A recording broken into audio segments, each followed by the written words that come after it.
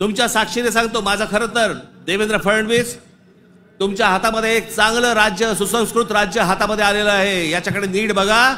चांगल्या पद्धतीने मराठी माणसाकडे पाहणार असाल तर आमचा तुम्हाला पाठिंबा निश्चित राहील. प्रत्येक गोष्ट आमची ऐकून करा.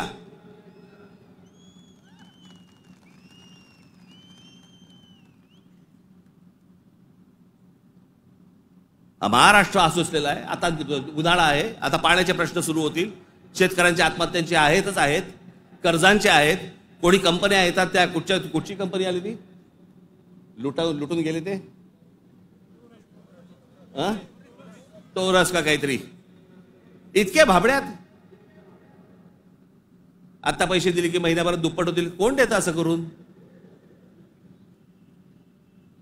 का गुंतवता अशा ठिकाणी पैसे तुम्ही?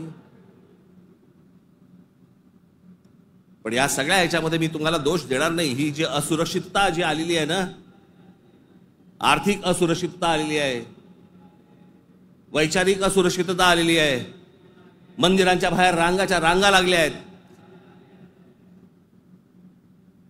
जे बुवा बिवा जे काय आता सध्या नवीन आलेत सगळेजण, त्यांच्याकडे रांगा लागल्या आहेत. लोक भक्तीने जात आहेत, भावनेने जात आहेत, अडकून पडतायत. ठीक आहे, पण चांगल्या गोष्टीत तरी पडतायत.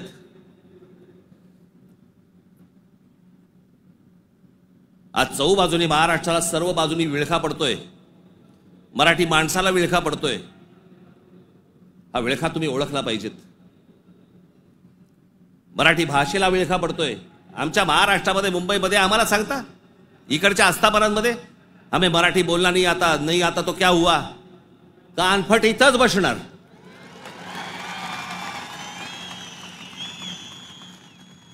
फालतू देशबीस सांगायचं नाही आम्हाला. प्रत्येक राज्याची एक राजभाषा आहे, त्या राजभाषेचा सन्मान हा प्रत्येक राज्यामध्ये राखला गेला पाहिजे. महाराष्ट्रामध्ये, मुंबईमध्ये मराठीचा मान हा राखला गेलाच पाहिजे प्रत्येक आस्थापनेत.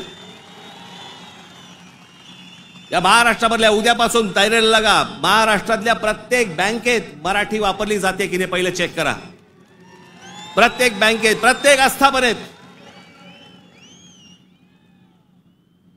तुम्ही मराठी म्हणून सगळेजण कडवटपणे उभे राहायला पाहिजेत.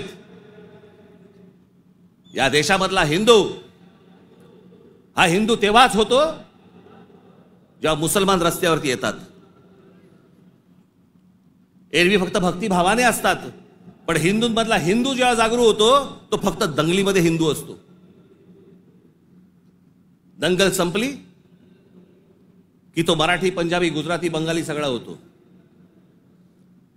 आणि मग जेव्हा तो मराठी होतो त्याला मग तो साळी, माळी, मराठा, ब्राह्मण, कुणबी सगळा होतो. आपापल्या जातीबद्दल प्रेम असणं हे स्वाभाविक आहे, पण दुसऱ्याच्या जातीबद्दल विद्वेष असणं, तिरस्कार असणं ही विकृती आहे.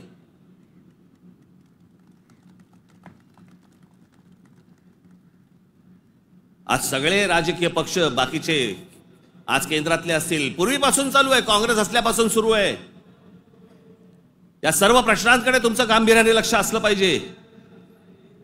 मी आज फक्त तुम्हाला एक गोष्ट वाचून दाखवणार आहे. 1966 साली शिवसेनेच्या जन्माच्या वेळेला माझ्या आजोबांनी एक पुस्तक लिहिलं होतं. बघा, 1966 सालची गोष्ट बोलते मी तुम्हाला. 1966 माझ्या आजोबांनी एक पुस्तक लिहिलं होतं. मी ते लवकरच मी ते रिप्रिंट करून तुमच्या पुढे आणणार आहे. मी त्या पुस्तकाचं नाव होतं ऊठ मराठ्या ऊठ. ते पुस्तक आपण सर्वांनी जरूर वाचलं पाहिजे. त्या पुस्तकातला एक फक्त मायना मी तुम्हाला एक फक्त गोष्ट वाचून दाखवतो, आणि ही गोष्ट मला असं वाटतं सर्वांनी गांभीर्याने घेतली पाहिजे. या गोष्टींवरती विचार केला पाहिजे. पूर्वीची काँग्रेस असो, नाही तर आताची भाजपा असो, नाही तर अजून येणारे दुसरे कुठचाही केंद्रामधला पक्ष असो किंवा राज्यामधला, मराठी माणसांनी या गोष्टींचा विचार करणं गरजेचं आहे. हे आजोबांनी 66 साली लिहिलंय. तीच गोष्ट आज तंतोतंत आपल्याला लागू पडते. ती मी गोष्ट फक्त तुमच्यासमोर वाचून दाखवतो. भाषा म्हणजे काय बोलायचीच नाही, कमाल भाषा.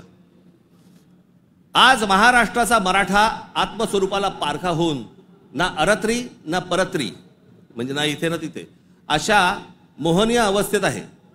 त्याचा उज्ज्वल भूतकाळ त्याने चुकूनही आठवू नये. त्याचा उज्ज्वल भूतकाळ, जे मी मगाशी तुम्हाला सांगतो ना, इतिहासातल्या चांगल्या गोष्टी, त्याचा उज्ज्वल भूतकाळ त्याने चुकूनही आठवू नये या धोरणाने त्याच्या त्या इतिहासाची जडणघडण नव्या राजकारणी रंगढंगाला साजेशी बदलण्याचा उद्योग सध्या चालू आहे. काळाच्या कचक्यालाही न जुमानता ग्रंथ दस्तात आणि पिढ्यानपिढ्यांच्या स्मरणात परंपरेने चिरंजीव झालेल्या ठळक ऐतिहासिक घटनांवर ही निरनिराळे बनावट अर्थ बनवण्यात येत आहे. जिकडे पाहावे तिकडे जे आता चालू आहे त्या इतिहासाचे वेगवेगळे अर्थ तुम्हाला सांगितले जात आहेत, वेगवेगळ्या गोष्टी सांगितल्या जात आहेत जाती जातींमधनं. त्याच्यामध्ये त्यांनी एक उतारा दिलाय, गलबला बुद्धी नासते नाना निश्चय सांगती, ऐकावे कोणाकोणाचे बोलत आहे बहुचकी, करंटे मिळाले सर्वही जो तो बुद्धीचं सांगतो. प्रत्येक जण आपापल्या पद्धतीने काहीतरी सांगत असतो. त्यांची बुद्धिमत्ता तेवढी नसते, पण प्रत्येकाला वाटतं मला व्यक्त व्हायचंय आणि प्रत्येक जण बुद्धी पाजळत असतो. त्यांच्याकडनं बुद्धी घेऊ नका, चांगली पुस्तकं वाचा, असा समर्थोक्त देखावा दिसत आहे. बुद्धिभेदाच्या या वावटळीत शिक्षितांपासून अशिक्षित मजुरांपर्यंत सारे गुरफटले गेले आहेत. जागृतीचा उत्थानाचा बोध करील तो जातीयवादी, संकुचित वृत्तीचा, देशद्रोही म्हणून त्याची सर्वत्र निंदा नालस्ती आणि जाहीर सभातून निषेध करण्यात येतो. कारण स्पष्ट आहे, महाराष्ट्राचा मराठा जागा होऊन आपल्या आत्मस्वरूपाचा शोध घेण्या इतका कदरबाज स्वाभिमानी बनू लागला तर सत्ता स्पर्धेच्या शर्यतीच्या रिंगणात आपल्या पक्षीय घोड्यावर स्वार झालेल्यांचे रिकीबितले पाय लटपटल्याशिवाय राहणार नाहीत. हे जे आज सत्तेचे सगळ्या घोड्यांवर चालू आहे ना, घोड्यांवरती बसलेले आहेत, तुम्ही एक व्हा, तुम्ही एक मराठी म्हणून ताकद ह्यांना सर्वांना दाखवा. नाही ह्यांचे पाय लटलटले तर मला सांगा. पण तुमच्यामध्ये सगळ्यांमध्ये फक्त मतभेद निर्माण करणं, बुद्धिभेद निर्माण करणं आणि त्या बुद्धिभेदातनं ह्यांना फक्त सत्ता राबवायची आहे सगळ्यांना. आज सत्तेवर बसले तेवढंच नाही म्हणत मी, सगळेच. म्हणून मला तुम्हाला एवढंच सांगायचं आहे, आजच्या या गुढीपाडव्याच्या दिवशी,